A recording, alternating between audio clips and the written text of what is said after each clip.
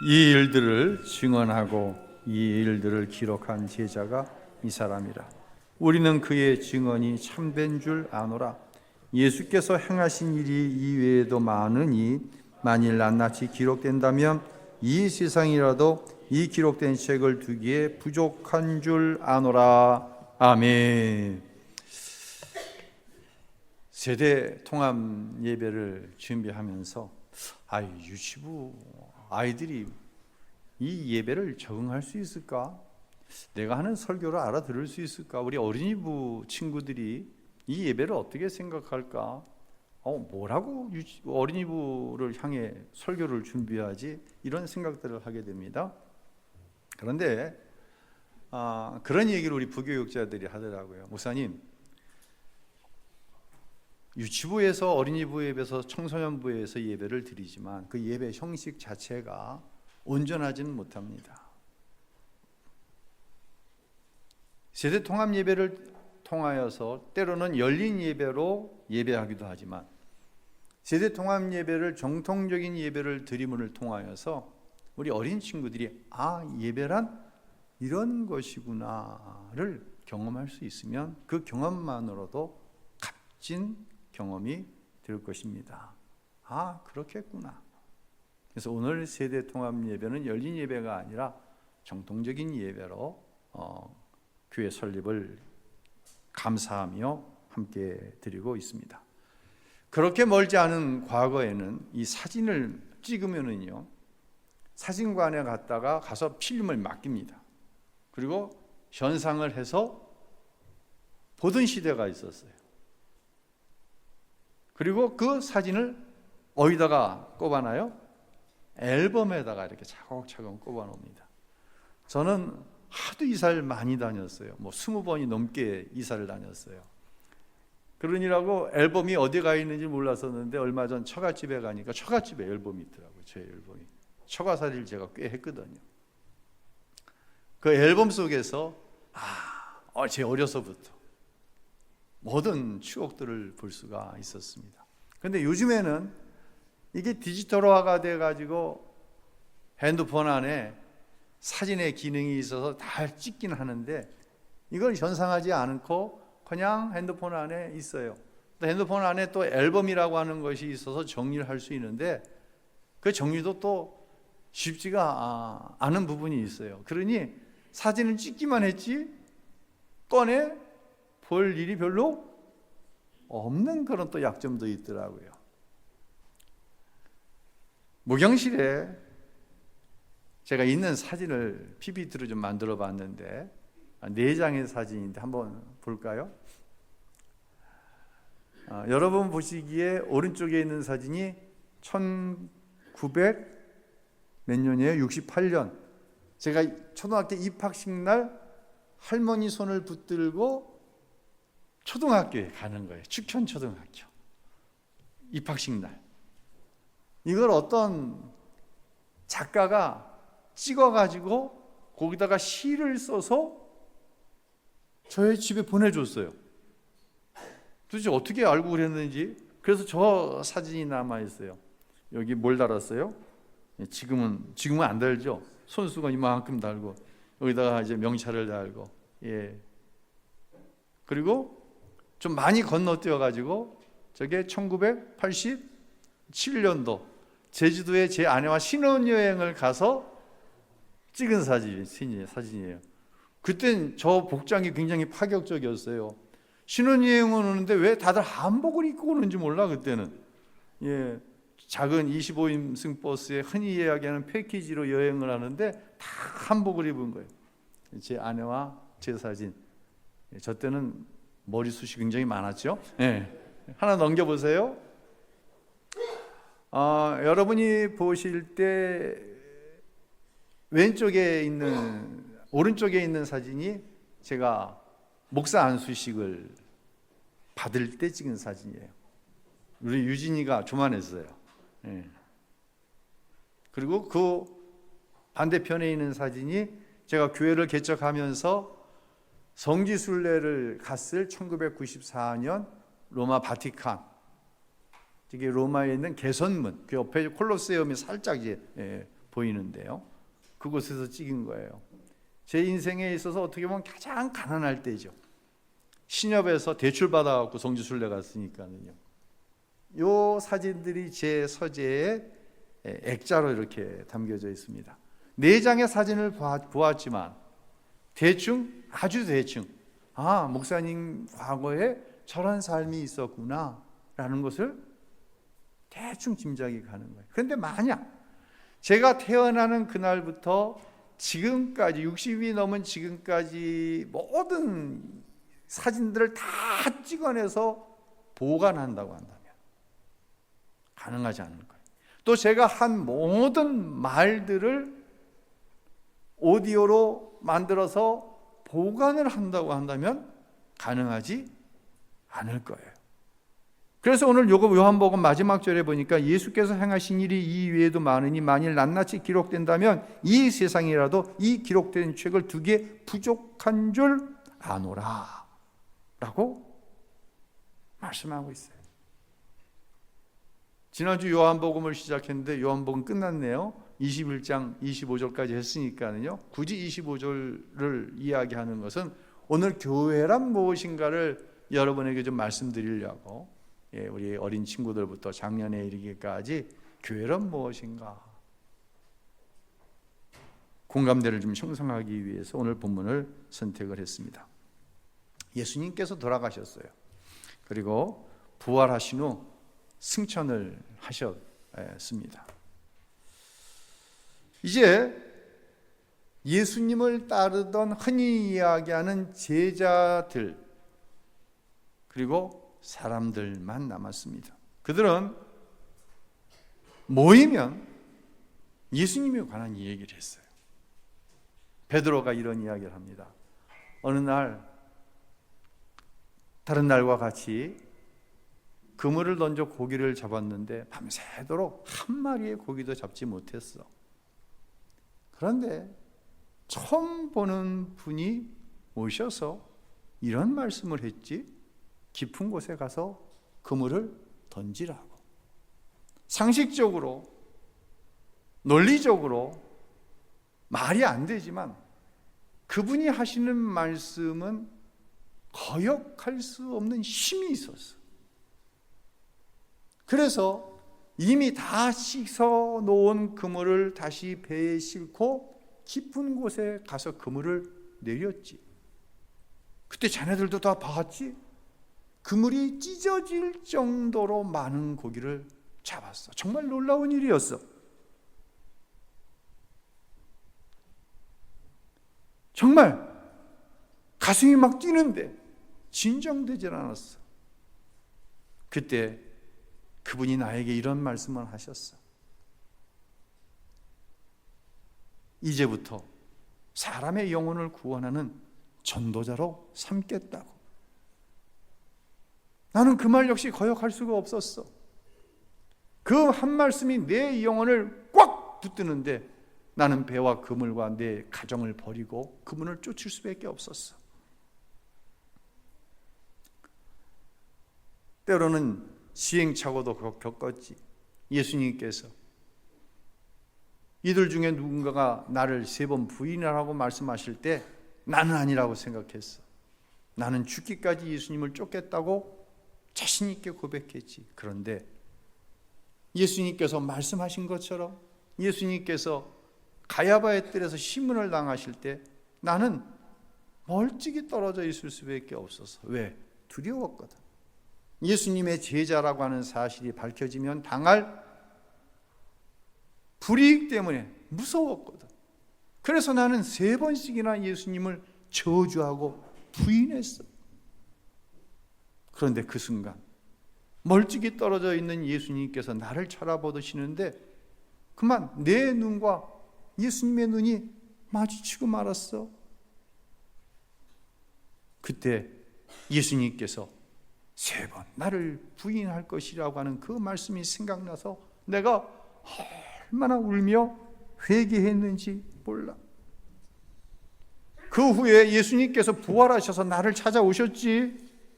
그리고 나 같은 실패자를 향해 내 양을 먹이라 라고 말씀해 주셨어. 예수님이 승천하신 이후에 어떤 일을, 무슨 일을 해 좋을지 몰라서 지금까지는 예수님이 하라는 대로만 했었거든. 그래도 예루살렘을 떠나지 말고 보내실 성령을 기다리라 하신 그 말씀이 또 내 마음을, 내 영혼을 사로잡는 거야. 두려움 속에서도 예루살렘을 떠날 수 없었어. 그리고 자녀들과 같이 열심히 기도했잖아. 그때 예수님께서 약속하신 성령이 우리 가운데, 내 안에 충만하게 역사하시는데 내 인생이 예수님 때문에 두 번째 완전히 바뀌는 순간이었어. 첫 번째 예수님을 만난 이후로도 내가 주인인 줄 알고 내 생각대로 행했는데, 내 안에 성령이 충만함이 오셨는데 그 순간 나는 죽고 예수로 사는 삶이 이런 삶이구나 라고 하는 사실이 머리로만 깨달아지는 것이 아니라 내 삶 전체로 깨달아졌어. 그래서 나는 이제 예수님을 위해 죽어도 좋아. 만약 예수님을 위해 죽을 수 있다고 한다면 내 인생에 있어서 그거보다 커다란 영광이 없을 거야. 이런 이야기를 나누는 거예요. 모이기만 합니다. 요한복음 5장에 보면 이런 이야기가 나옵니다. 요한이 이어서 얘기를 하는 거예요. 자네들도 기억날 거야. 우리가 유대를 떠나 갈릴리로 갈 때 다른 사람들은 사마리아 땅을 피해서 갈릴리로 가는데 예수님은 굳이 사마리아를 통과하시겠다고 고집을 피우셨잖아. 우린 다 이해하지 못했어. 그런데 사마리아 수가성이라고 하는 곳에 이르렀을 때 한 사건이 일어났잖아. 한낮이었는데 우리는 먹을 것을 얻기 위해서 동네로 들어갔는데 한 여인이 물을 길러 왔어. 예수님께서 그 여인에게 물을 좀 달라고 하셨지. 여인이 이야기했대. 아니, 당신은 유대인이걸른 어떻게 이 사마리아 여자인 나에게 물을 달라고 하십니까? 뭐 이런 이야기가 오고 간 것 같아. 근데 결국 예수님께서 이 여인에게 이 물을 먹는 자마다 또 목이 마르려니와 내가 주는 영생의 물을 먹는 자마다 영원히 목마르지 않을 것이라고 얘기했어. 그런데 예수님께서는 이 여인이 자신에 대해서 말하지 않은 무엇인가를 이미 알고 계셨어. 이 여인은 여러 번 이혼의 경험이 있는 여인이었거든. 너무 인생이 목이 말랐어. 그런데 그 여인을 향해서 영원히 목마르지 않은 물을 주시겠다고 하신 거야. 여인은 이야기했지. 나에게 그 물을 달라고. 길지 않은 이야기를 예수님께서 하셨지만 이 여인이 바로 이분이 그리스도라는 사실을 깨닫고 믿게 되었어. 여인이 한낮에 물을 길러온 이유는 사람들과 마주치는 것이 부담스러웠기 때문이었어. 왜? 저 여자 6번이나 이혼하고 지금 7번째 남편하고 사는 여자 아니야? 이런 얘기 듣기 싫으니까. 그런데 이 여인은 동네로 들어가서 자기가 그렇게 불편해하던 사람들을 향해 이렇게 외쳤대. 내가 그리스도를 만났다. 사마리아는 그냥 사마리아가 아니라 사람들이 개와 같은 사마리아라고, 그 사마리아 사람들을 저주하고 사마리아 사람들이 어떻게 하나님을 믿어 구원받을 수 있겠냐고 이야기했지만 사마리아 사람들이 다 예수 앞에 나아가 예수님의 말씀을 들을 때 그들이 예수님을 그리스도로 영접하는 놀라운 일이 벌어졌잖아. 야, 난 그때 그 일만 생각하면 지금도 가슴이 터질 것 같아. 요한이 모여있는 사람들을 향해 이런 이야기를 하는 거예요. 이스라엘은요, 성전이 한 곳이 있어요. 성전이 어디 있어요? 우리 어린이부 성전이 어디 있어요? 예루살렘에 있어요. 예루살렘 한 곳이 있어. 근데 멀리 사는 사람들이 예루살렘에 와서 예배를 드릴 수가 없잖아. 그러니까 동네마다 뭐가 있냐면 회당이라고 하는 것이 있었어요. 회당은 지금으로 말하자면 교회당이다 이렇게 생각해도 돼. 회당에 모여서 예배도 드리고 기도도 하고 또 한 주간에 있었던 삶도 나누고 그러는데 이들과 섞여서 자꾸만 예수님 이야기를 하는 거예요.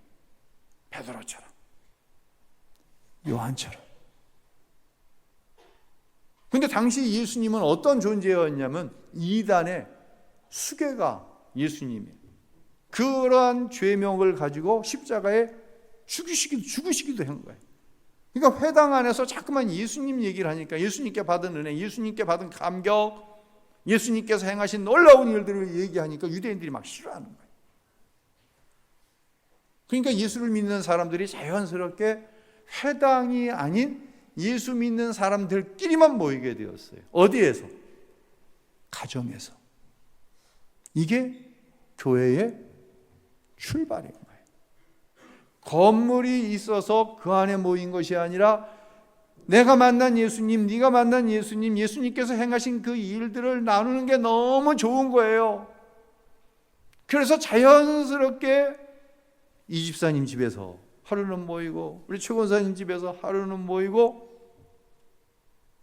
이 가정이 교회가 되어진 거예요.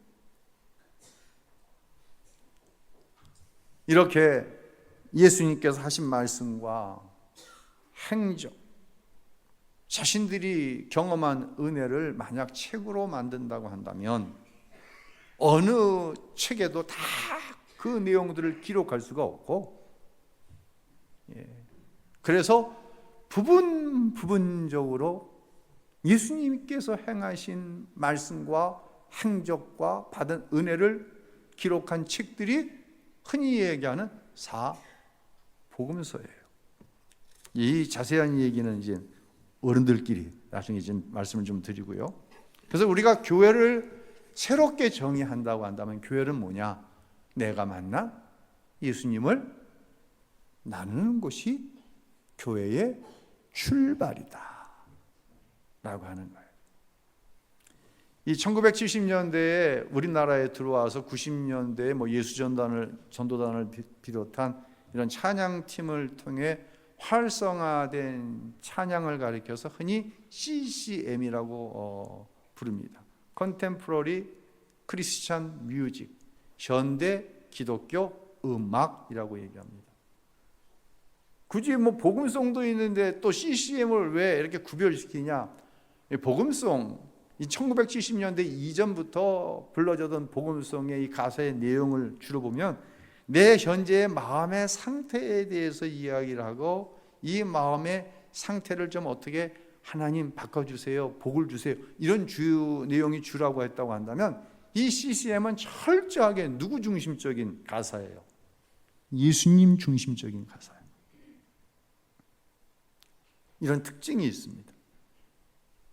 우신교회가 오늘 47주년 기념주일로 온 세대가 통합하여 예배를 드리고 있습니다. 코로나 이후에 몇 번 통합 예배를 함께 드리고 있지요. 우신교회가 지금까지 해온 일은 분명해야 합니다. 교회란 예수님을 나누는 것이라고 얘기했을 때 47년 동안 우신교회가 해온 일은 분명합니다. 먼저 믿으신 우리 장로님, 우리 권사님들께서 자신이 만난 예수님을 후배 교인들에게 이야기해 주는 거예요. 마치 베드로가 예수님을 처음 만났을 때 거부할 수 없는 뭔가가 있었어요. 그분이 깊은 곳에 가서 그물을 던지라고 하는데 이건 어부의 상식으로 이미 해가 중천에 떠오르는 상태에 깊은 곳에 가서 그물을 던진다고? 이건 있을 수 없는 일이야. 그런데 거부할 수가 없었어. 처음 예수님이 나를 찾아오셨는데 내가 처음 예수님에 대한 이야기를 들었는데 거부할 수가 없었어. 때로는 예수님을 믿는다고 하면서 마치 베드로가 예수님을 3번 부인했던 것처럼 신앙생활에 실패했던 때도 있었어. 그 실패에 대해서도 후배들에게 이야기해 주는 거예요. 그런데 내가 성령을 받은 후에, 회심한 이후에 완전히 내가 바뀌었어. 내가 한 일이 아니지. 내 안에 예수님의 영인 성령이 오셨을 때 하나님 말씀대로 사는 것이 그렇게 큰 기쁨인 줄 처음 알게 되었어. 그러니 우리가 교회 안에서 사모해야 될 것은 다른 어떤 세상의 뭐 축복, 세상의 어떤 건강, 뭐 잘 되는 거, 이것이 아니라 우리가 교회 안에서 이루어야 될 일은 항상 성령 충만을 사모하는 거야. 우리 장로님들이, 우리 권사님들이, 먼저 믿은 교인들이 이렇게 이야기해 주면서 47년 후 오늘 우신교회가 된 줄로 믿으시기를 바랍니다. 이 일을 위해서 누군가는 먼저 부름을 받은 거예요. 먼저 부름을 받은 제가, 여러분이 해야 할 일이 분명한 것이죠. 내가 만난 예수님을 전하는 거예요. 내가 받은 은혜를 소개하는 거예요. 그리고 내가 그 예수를 증거했을 때 누군가가 거듭나고 변화된 이야기를 마치 나를 보는 것처럼 기뻐하는 것, 이것이 교회예요. 여러분, 이 일은요 결코 어려운 일이 아닙니다. 이건 정말 신이 나는 일이에요. 한 영혼을 얻는 일이기 때문에, 한 영혼이 구원받는 일이기 때문에, 한 영혼이 지옥에서 천국으로 완전히 전환되어지는 일이기 때문에 이 일은 너무 신이 나는 일이에요. 목회자는 강단에서 내가 만난 예수님을 증거하는 일이 항상 신이 나야 돼요. 교사도 예수님 때문에 신이 나서 다음 세대에게 내가 만난 예수님을 전할 수 있어야 돼요. 찬양대, 찬양팀 역시도 예수님 때문에 신이 나야 되는 거예요. 그래서 찬양대가 찬양을 할 때는 신이 나는 거예요. 신이 나서 찬양을 하는 거예요. 아침 9시, 이거 아니라 신이 나는 거예요. 왜요? 내가 만난 예수님을 찬양을 통해 성도들에게 증거할 수 있다고 하는 이 기대감, 이것이 우리를 신나게 하는 거예요. 이것을 가리켜서 이렇게 신남을 통하여 예수 얘기하고 당신이 만난 예수님을 내가 들을 때 신이 나는 것, 이것을 가리켜서 하나님께 영광을 돌린다라고 이야기하는 거예요. 이런 일이 일어나는 곳, 이것이 바로 교회예요. 이런 일이 일어날 수 있는 곳은 교회밖에 없어요. 이런 일이 일어나는 것이 우신교회인 줄로 믿습니다. 이 일이 어느 때까지 이어져요? 마라나타, 우리 예수님께서 재림하시는 그날까지 이루어지는 거예요. 우신교회의 앞으로의 사명은 매우 분명하고 확실합니다. 예수님의 재림의 그날까지 세대를 이어 이 사명 감당하는 우신교회가 될 수 있기를 예수님의 이름으로 축원합니다. 우리 장로님들을 통하여 우리 안수 집사님, 안수 집사님들을 통하여 집사님, 우리 집사님들을 통하여 청년, 청소년, 어린이, 유치부까지 내가 만난 예수님이 전해지는 거예요. 이 교회를 통해서 하나님은 영광 받으시고, 이 교회를 통해서 우리의 가정이 예수로 하나 되어지고 그런 은혜의 역사, 축복의 역사가 있게 되는 줄로 믿으시기를 바랍니다. 이런 은혜의 역사가 우리 안에 있다고 하는 것, 여러분 밖에 나가서 다른 자랑할 거 없어요. 우리 교회는 예수로 하나 된 교회, 우리 교회는 예수님만 전하는 교회, 우리 교회는 예수님 때문에 신이 나는 교회. 할렐루야. 그런 교회를 힘써서 이루어 나아가는 모든 사랑하는 성도들이 될 수 있기를 예수님의 이름으로 축원합니다.